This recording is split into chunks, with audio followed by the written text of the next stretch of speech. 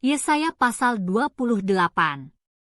Celaka atas mahkota kemegahan pemabuk-pemabuk Efraim, atas bunga yang sudah mulai layu di perhiasan kepala mereka yang indah-indah, yaitu kota yang terletak tinggi di atas bukit, di atas lembah yang subur yang penuh peminum anggur yang sudah pening.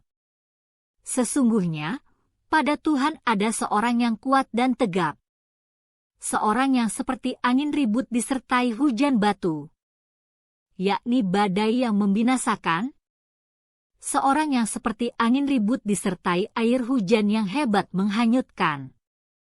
Ia akan menghempaskan mereka ke tanah dengan kekerasan. Mahkota kemegahan pemabuk-pemabuk Efraim itu akan diinjak-injak dengan kaki. Dan bunga yang sudah mulai layu di perhiasan kepala mereka yang indah-indah itu, yaitu kota yang terletak tinggi di atas bukit, di atas lembah yang subur, nasibnya akan seperti nasib buah ara yang masak duluan sebelum musim kemarau. Baru saja dilihat orang terus dipetik dan ditelan.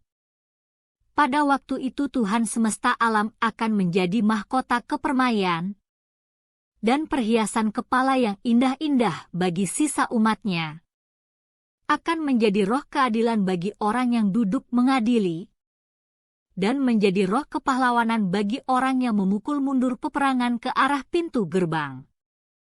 Tetapi orang-orang di sini pun pening karena anggur, dan pusing karena arak.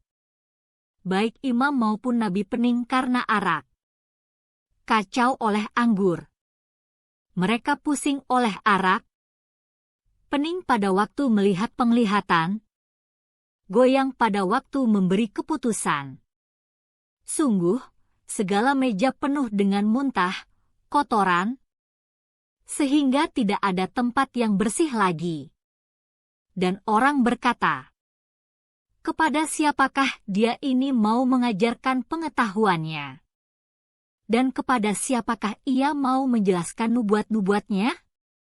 Seolah-olah kepada anak yang baru disapih, dan yang baru cerai susu. Sebab harus ini, harus itu, mesti begini, mesti begitu, tambah ini, tambah itu. Sungguh, oleh orang-orang yang berlogat ganjil, dan oleh orang-orang yang berbahasa asing akan berbicara kepada bangsa ini.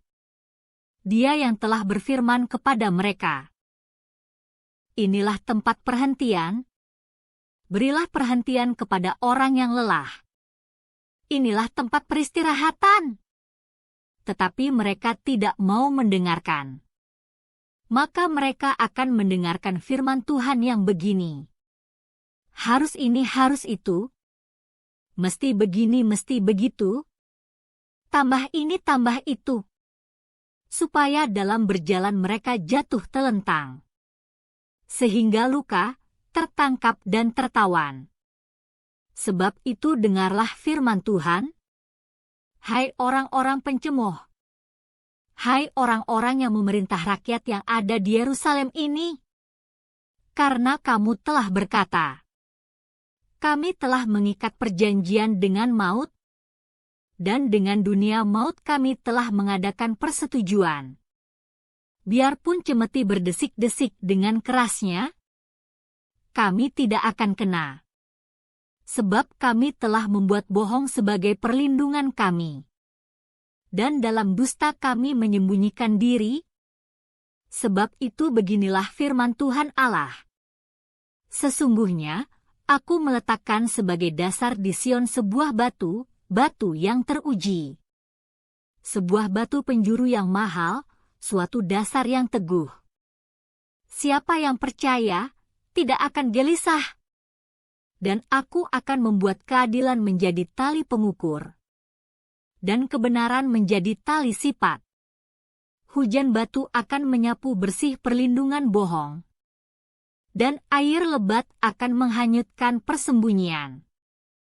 Perjanjianmu dengan maut itu akan ditiadakan, dan persetujuanmu dengan dunia orang mati itu tidak akan tetap berlaku. Apabila cemeti berdesik-desik dengan kerasnya, kamu akan hancur diinjak-injak. Seberapa kali ia datang, ia akan menyeret kamu. Sebab pagi demi pagi ia akan datang, pada waktu siang dan pada waktu malam. Maka adalah semata-mata kengerian untuk mengerti firman yang didengar itu. Sebab tempat tidur akan kurang panjang untuk dipakai membujurkan diri. Dan selimut akan kurang lebar untuk dipakai menyelubungi diri. Sebab Tuhan akan bangkit seperti di gunung Perasim. Ia akan mengamuk seperti di lembah dekat Gibeon.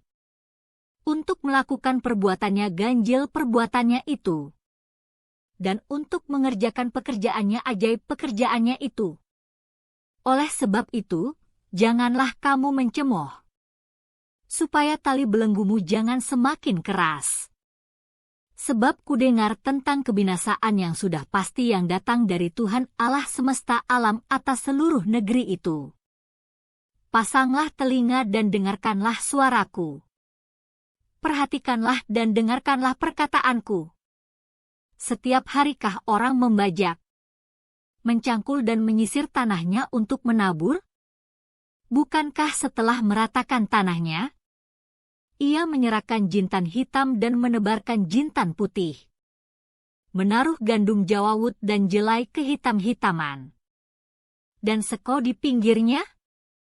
Mengenai adat kebiasaan ia telah diajari, diberi petunjuk oleh Allahnya. Sebab jintan hitam tidak diirik dengan ereta pengirik. Dan roda gerobak tidak dipakai untuk menggiling jintan putih. Tetapi jintan hitam diirik dengan memukul-mukulnya dengan galah, dan jintan putih dengan tongkat. Apakah orang waktu mengirik memukul gandum sampai hancur? Sungguh tidak, orang tidak terus-menerus memukulnya sampai hancur. Dan sekalipun orang menjalankan di atas gandum itu jentera gerobak dengan kudanya, namun orang tidak akan menggilingnya sampai hancur. Dan ini pun datangnya dari Tuhan semesta alam. Ia ajaib dalam keputusan, dan agung dalam kebijaksanaan.